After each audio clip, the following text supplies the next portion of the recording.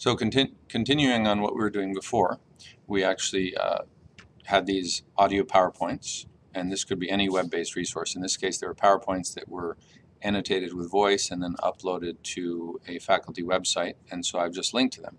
And I linked to them in two ways, so we'll just rehash that, which is I take you to the course, and I have a link here to the one chapter right there. So if you click on that, that opens up in a new window and starts playing that, and it plants a cookie to remember where the student is, which is convenient. But then I also added a link up here, so that opens up all of them. And I found a site that more cleanly shows, so they click chapter 1, and then they could look at that, or they go to chapter 6 and they could look at that, or they go to chapter 13 and they look at that, right? So it'd be nice if they could get there with one click, but that's not how they designed it. The publishers are usually a little bit behind on the usability. We'll close that. And now I've gone to the faculty download page, and there are all these different resources, including a sample syllabus and image library, and I've downloaded these PowerPoint presentations to the desktop. Now I go there and I've renamed it. It had this funky name with all these numbers, and I've added TIA for Technology in Action. Now I'm going to go back to Moodle, and within Moodle we need to understand that the best way to manage any files, whether they're images or sounds or what have you, in Moodle 1.9 is first to manage the files and then to use them. Don't try and use them before you've uploaded and saved them the way you like, because you're going to have to do that anyway. So we'll simply go to the File Manager in Moodle, which is under Administration. We click Files here, and now we're going to upload. And one thing that might make sense is I'm going to make a folder called Publisher Resources. And if you don't put the underscore, it'll put one for you, so I just go ahead and put that. I'm going to go into that folder, and now I'm going to upload a file. So I choose a file, I go to my desktop, I find this one, which is a zip file, double click it, and upload.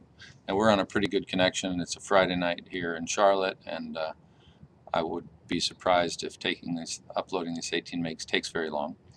This is actually a really powerful feature of Moodle, the fact that we can take files that are zip files and upload them and unzip them all in a matter of, in this case, seconds. So you see we have this. All I do, I note where I am. I'm in Publisher Resources, and I'm going to go ahead and just unzip. Bada boom, bada bing. It's happening on the server. And this is a powerful thing. You could have hundreds or even thousands of pictures, zip them up, upload them, all in pretty much one shot. So now I have a folder, and in that folder are all those chapter PowerPoints, and that's really a pretty cool thing.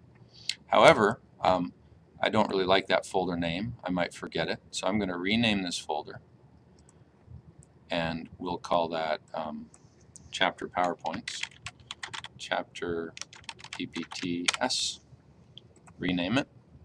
And in reality, that probably does the job. It's in Publisher Resources, it's in Chapter PowerPoints, and now we have these. I could go and rename all of these, but I really don't want to be bothered with that.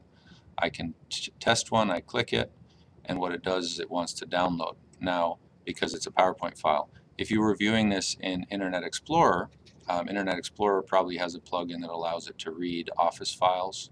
I'm not a big Internet Explorer fan, but it might be more convenient for people who want than this. Now remember, we've got the same copies of these in the format with audio that are web-based, so they might as well use these, but I'd like to provide them both options. So I could click and download this, so we'll go ahead and just demo. I go ahead and open it, or in this case don't have the time, but you could just download that like any file. But here's what I want to do is, now that I've got these uploaded and I've got them named, I can go to the parent folder and delete the original because I don't really need that anymore. So with chosen file, I delete it. The other ones stay there. Now I go back to the main page, and super quick, I can go right up here, edit this, and just make a new one called All PPT Slideshows. Slides. Actually, I take it back. I can't do it here. I actually have to do it on the main page initially. Add a resource, link to a file or website, and then I can put chapter PowerPoints here. And we'll show that further, how that we'll show it. So we link to the directory as well as link to the individual files in the next tutorial.